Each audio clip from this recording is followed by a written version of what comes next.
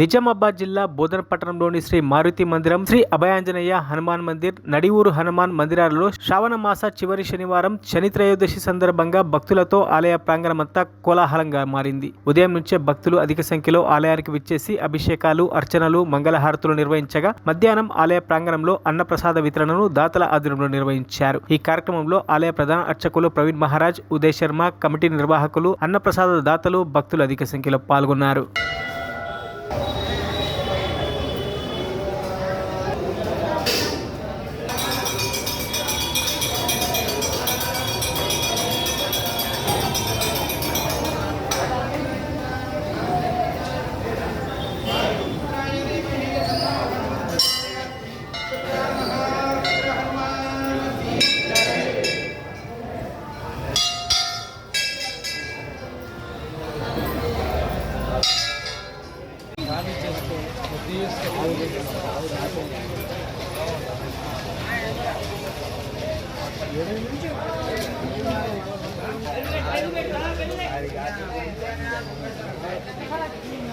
జై శ్రీరామ్, జయ జయ శ్రీరామ్.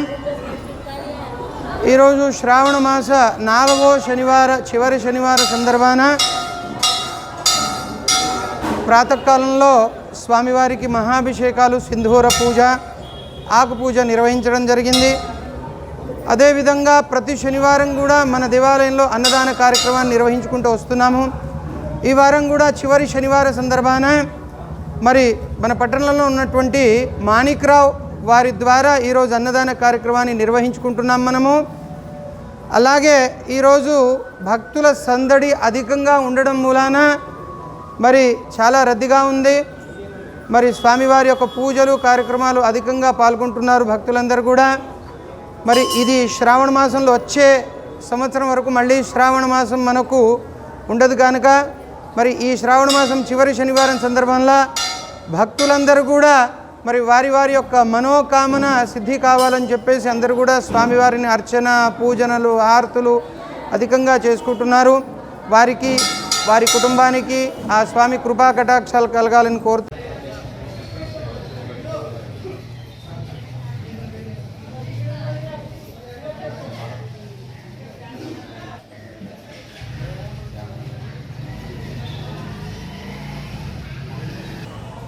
శ్రీమాత్రే నమః. నేను ఉదయ్ మహారాజ్.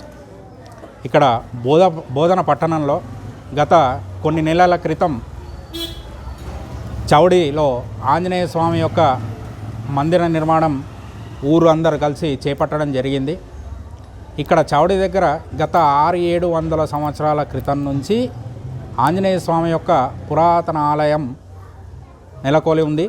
స్వామివారు ఇక్కడ వచ్చి మనకు దర్శనం ఇస్తూ ఉంటారు. అయితే ఇది శిథిలావస్థలో ఉన్నది అని చెప్పి తెలుసుకొని ఊరు వాళ్ళందరూ కలిసి ఈ ఆలయాన్ని బ్రహ్మాండంగా రాతి నిర్మాణం చేపట్టడం జరిగింది. అలా జరిగినప్పటి నుంచి ఇక్కడ చాలామంది భక్తులు కూడా వస్తున్నారు సందర్శనానికి. ఇక్కడ ఏంటంటే ఇంకొక విశిష్టత ఏంటంటే ఈ స్వామివారు కోరిన వరము తీర్చే స్వామి. ఇక్కడ చాలామంది యొక్క కోరికలు కూడా తీరినాయి. బాధలో ఉన్నవాళ్ళు లేదా సంకోచంలో ఉన్నవాళ్ళు కనుక ఇక్కడికి వచ్చి ఆ స్వామివారి ముందర ఒక 5 నిమిషాలు కూర్చొని ధ్యానించడం కనుక చేస్తే ఆ స్వామివారి వాళ్ళ యొక్క కోరికల్ని తీరుస్తున్నట్టు భక్తులే వాళ్ళే తెలపడం జరిగింది. అలా ప్రతిసారి భక్తులు పెరుగుతూ మరిన్ని అప్డేట్స్ కోసం మా ఛానల్ని సబ్స్క్రైబ్ చేయండి.